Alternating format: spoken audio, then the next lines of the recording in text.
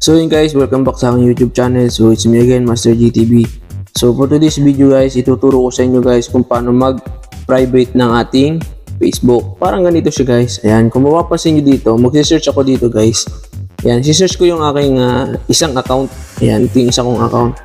So itong isang account na to guys, ayan, kung mapapansin nyo, naka-private na to. Ayan, so hindi ko siya kasi friend guys. So kung mapapansin nyo, yung pinaka latest niya is May 2. Ayan, wala kayong makikita dyan post or anything dyan. Ayan, may makikita kayo dyan yung mga luma na. Pero yung mga latest niya guys na post o yung latest ko na post guys is hindi nyo yan makikita. Kasi nga, naka-private yung ating account. Ayan, kung mapapansin nyo, 2001 pa yan. Ayan, ayan, meron tayong 2020, 2020, 2020, 2017.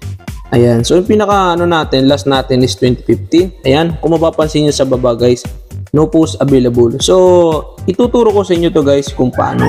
Pero syempre, bagong lahat, kung bago ka pa lang sa aking channel, syempre, huwag mo kakalimutan mag-subscribe at hit mo na rin yung ating notification bell para lagi kang updated sa mga videos na ina-upload natin. So yun guys, bago ko umpisahan yung video na to, kung bago ko umpisahan yung ating tutorial, shoutout muna tayo guys. Ayan, shoutout muna natin yung ating mga supporters. Ayan, so shoutout sa inyo lahat. Ayan, kung sino ka man dito o kung nandito ka man sa video na to, ayan, kung nandito yung pangalan mo, shoutout sa inyo. So shoutout tayo guys kay Denmark Gustilio, kay Alon Barber TV, kay Ludia Bulaso, kay Bay PH, kay Clar, kay Amila YP, and Antoinette Raluto. Ayan, Reynaldo Makilig Vlog, Twinkle Goyoko, then Glowin Gala Sinayo. Ayan, Sinaw. Ayan. Then JC Music Hub 41, kay Darrell Wallace. Ayan, kay Gani Guwapen. Ayan, then kay Paddy Coys TV, kay Lou Regenta ng Kill Vlog. Ayan, madam, maraming salamat sa walang sawang pagsuporta ng ating video. So, shoutout sa inyo guys. Ayan, maraming salamat sa inyo guys. So yun guys, umpisahan na natin. So, paano ba natin yun magagawa guys? Na i-private ng ating profile. So ituturo ko sa inyo step by step. So i-switch ko muna yung aking isang account. Ayan, para makita nyo guys. Ayan. So yun guys, nandito na ako sa isa kong account. Ayan. Kung mapapansin nyo guys, ayan, hindi kasi kami friend doon sa isa kong account. Ayan. So kung may tinatawag nating mag-stalk sa yung Facebook, so wala sila makikita mga latest mo na post. Ayan. Kung mapapansin nyo guys, ayan, kanina diba in-stalk natin. So may mga latest tayo na post, ayan, like reels, ayan, ito, ayan. Kung mapapansin nyo doon sa unang kong pinakita, wala siya, diba? Paano nga ba natin ito gawin guys? So ang gagawin mo lang guys, punta ka dito sa settings, click mo tong profile mo guys, ayan, profile mo na yan. Then dito sa settings, may nakalagay dito sa settings, ayan, sa taas, sa kanan. Then pag click mo, meron kang makikita dito guys sa baba. Ayan, dito, hanapin mo yung audience and visibility. Sa audience visibility na to guys, click mo yung how people find and contact you. Ayan, so who can send your friend request. So pwede ka maglagay dito guys, i-click mo dyan everyone. Pero yun nga lang, siyempre pag sinabi mong everyone, kahit sino pwedeng mag-stalk o pwedeng mag-friend request sa'yo. Ayan, so akin guys pinili friends of friends. Ayan, who can see your friend list. So sa dito naman guys, ayan, pwede ka mamili kung gusto mong sarili mo lang, pwede rin yung mga kaibigan mo. Pero nasa iyon guys, ayan, nakalagay dito. Ayan, meron kang option. Ayan, choose audience. Ayan. Tapos, so kung look up your email address, syempre ikaw lang. Yung number mo, ikaw lang din. Then, allow your profile to be recommended to people looking at similar profile. Ayan. So, i-blue mo lang guys, enable mo lang. Pagkatapos nyan, dito ka sa post. Ayan. Dito sa post, who can see your future posts.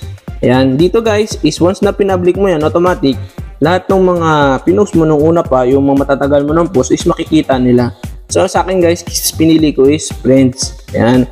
Then sa limit who can see past posts, ayan. So lalagay mo lang guys, limit past posts. Ayan. Click mo lang yan. Ayan, limit who can see past posts. Ayan. Then pag na-click mo na yan, yung tinatawag nating post, story naman. Ayan. Story privacy. Ayan. Sa story privacy na to, ayan, pwede ring friends lang. Ayan. O kaya friends of tinatawag natin public. Ayan, pwede kayong mag-public guys. Ayan. So yun nga lang, pag nag-public, siyempre kahit nasa ibang sa tinatawag nating Instagram, pwede. Ayan. So ang ginawa ko lang guys, naka-friends lang siya. Ayan. Then, itong reels natin o yung page natin. Ayan, view profile, profile recommendation. So, hindi ko na to ginawa, wala na akong ginawa niyan guys. Then, dito sa ating reels, sa reels siyempre, allow anyone to remix your future public reels. Yan. So, pwede mo naman siyang guys, pwede mo naman siyang kumbaga i-allowed na i-remix nila. Then, sa reels default audience, so, pwede naman guys, mas better guys kung gagawin mo is naka-public. Ayan, reels can appear across Facebook and places, home and video. Reels default audience. So, mas maganda guys, pwede mo ring i-public o pwede mo ring i-friends. Ayan, yung sa reels mo guys, ayan. Ngayon, dito naman, pag natapos mo na yan guys, followers and public content. Ayan, dito syempre kailangan naka-public ka. Ayan, yung content mo na yan guys kumbaga, who can follow you. Kumbaga, gusto mong tumaas yung followers mo. So, sa akin guys, naka-public. Then, who can see your followers on your timeline. So, syempre, friends lang. Hindi pwede makakita yung ibang hindi mo friends. Ayan. Then, public post, comment. Ayan. Friends of friends. So, pwede ka ring piliin mo guys is yung friends. Then, nasa iyo kung gusto mong public. Yung nga lang, syempre, public post comments. Kahit sino pwede maka-comment. Diba? So, kung gusto mo, friends of friends lang. Ayan. O kaya, friends lang. Option mo yan. Then, public post notification. Who can get notification when people aren't your friends, start following you and share. So, pwede yun guys, friends of friends. Yan. Pag mo lang, everyone. Pag everyone, pwede yan, kahit sino. Then dito, public profile info. So, public profile info, syempre, depende yan sa'yo kung gusto mo pa rin i-friends or friends of friends. So, sa akin kasi guys, naka-friends of friends. Ayan. Then, show most relevant comment first. Ayan, pwede siya. Then, next, all Facebook previews, enable ko lang guys, naka-blue. Ayan, naka-blue siya. So, enable yan guys. Ayan. Then, profile and tagging. Dito guys, sa tagging na to guys, ayan, viewing and sharing, who can post on your profile. Then, select mo lang yan guys, friends, who can see what you other post on your profile. Friends mo lang din. Huwag mo allow other to share your post their stories. Huwag mo i-share guys. Ayan.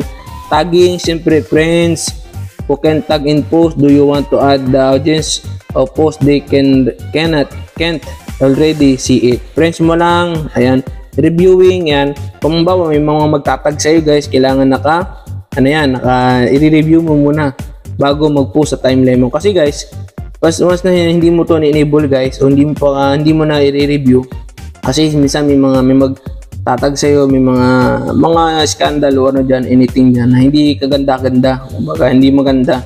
So yan, may nakalagay din dito guys, review what other people on your profile.